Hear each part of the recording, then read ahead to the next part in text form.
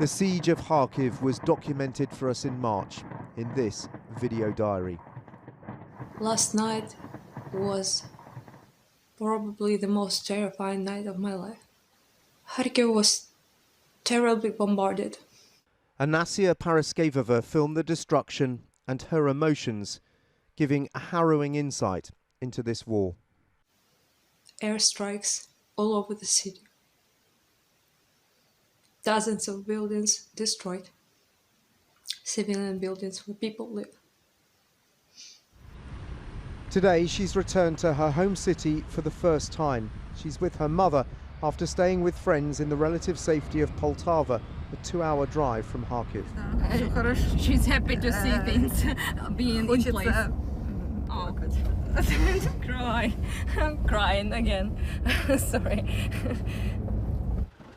They haven't seen her father for almost 2 months.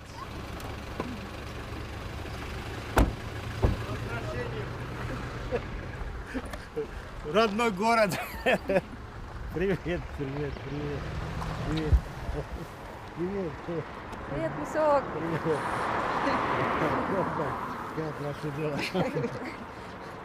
Привет, привет.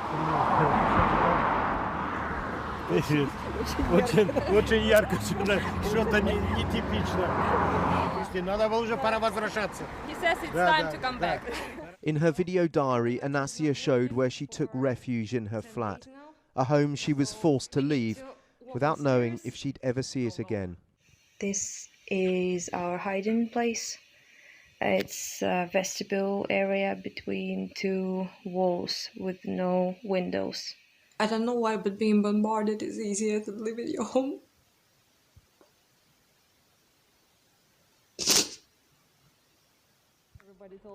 But today, Kharkiv is much safer.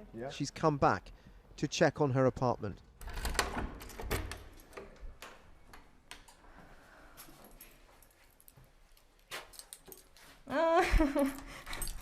Feels so strange. Does it feel strange coming back? Yes. Oh, my room.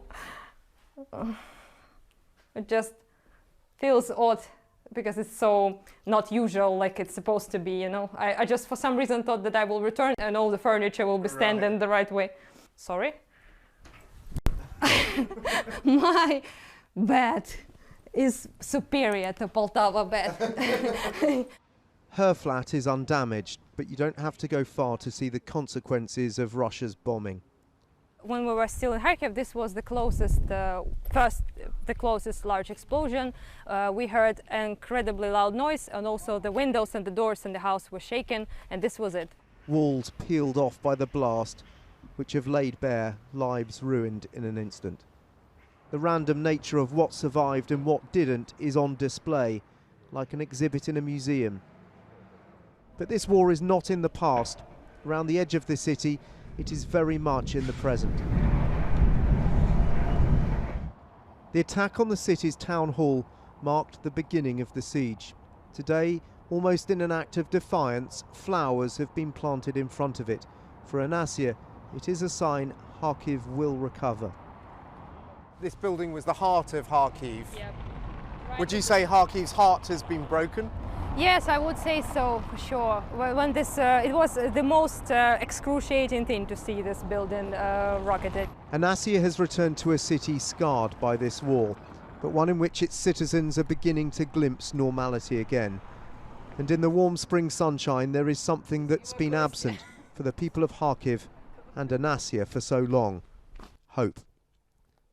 Dan Rivers, ITV News, Kharkiv.